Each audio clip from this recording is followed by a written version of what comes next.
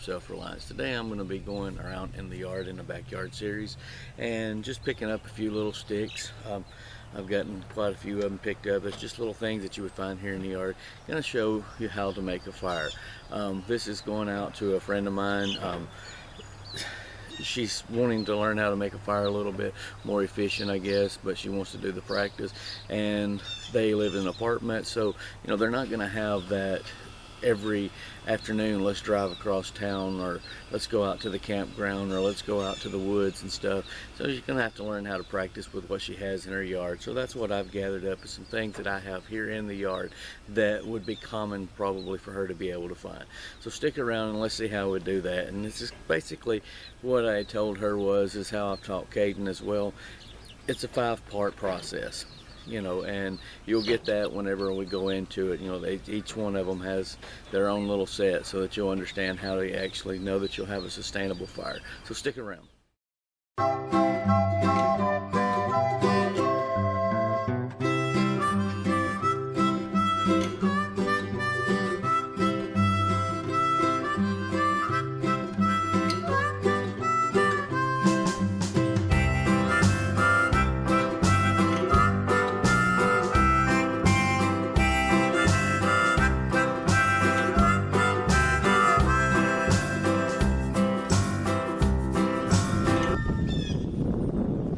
Here we have a cedar.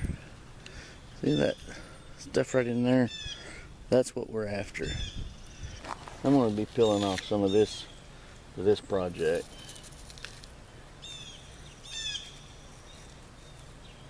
We're looking for fibers. You can get that off of a bunch of other trees. I'll show you another one over here you can get them off of.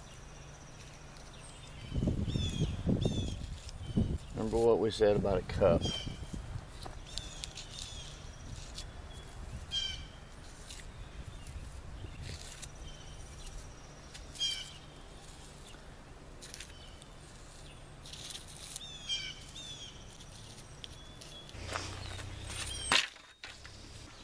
So there's the first half of that cup, step 1. Next part I got some more dead items. Now, I don't need the green in it at first, so we're just going to pick out all the green, set it to the side. We'll set it down here out of the way. So this is just what I found around here today that I know will make fire. It just helps to know what's in your area and what type of stuff that burns. Helps, because recently a few friends of mine, we went to, this is going to go on top right here. That's going in with it. We're going to flip this over. So here's about the cup of material that you're going to need. So there's step 1.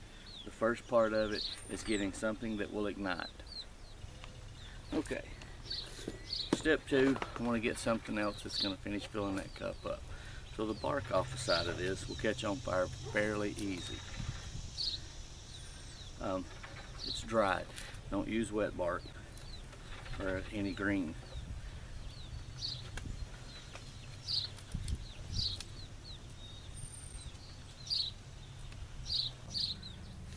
Pile this up right over here.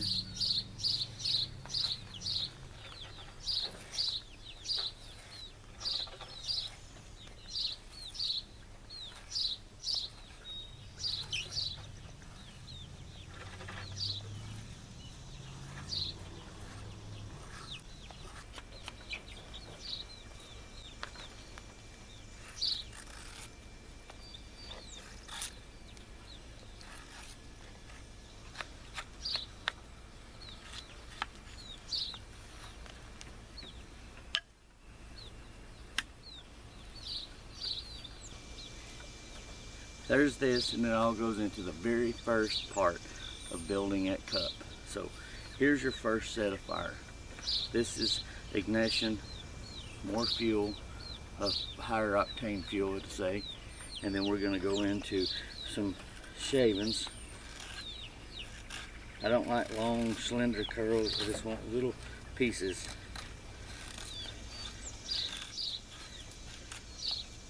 This is good, dry wood.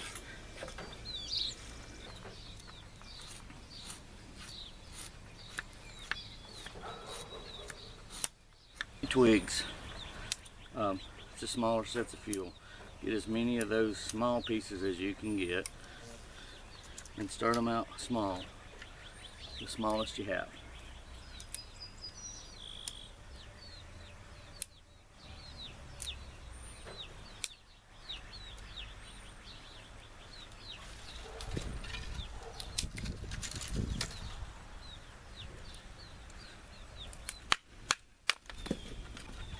The part that everybody loves.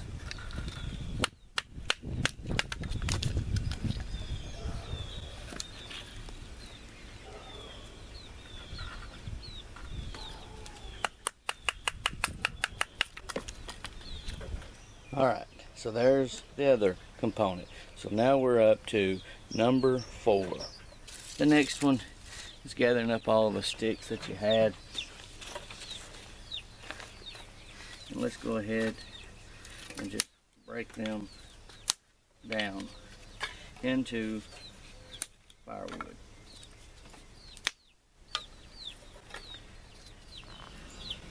Number 1, number 2, number 3, number 4, and number 5. This gets my fire ignited. It gets me my first set of fuel for ignition. This helps it to burn a little bit hotter. It's a little higher octane fuel. This gives me more coal bed to keep the heat inside. That one will get the flame burning hotter again to where my natural wood with bark still on it will be able to burn. So let's test this theory out. Today we're going to be using to light my fire. It's what most common is used in fire starting here lately. So we're going to go with it.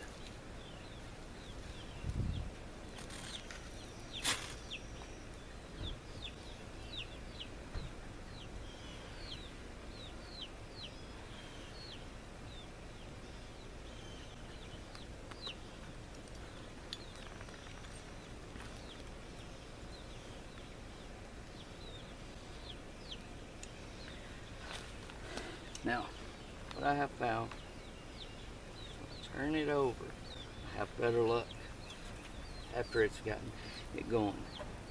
Now don't crowd it out, or as in flush it out with too much, with no oxygen. You don't want to starve it. And the third one.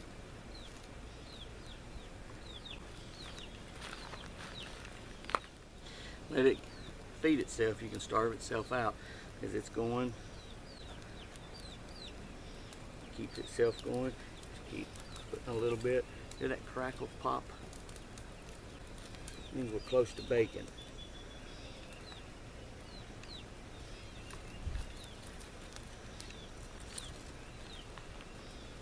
To the top, over. This is where I go with my TP. I need that coal bed. Once I have a coal bed, I'm guaranteed fire as long as I can find dry wood.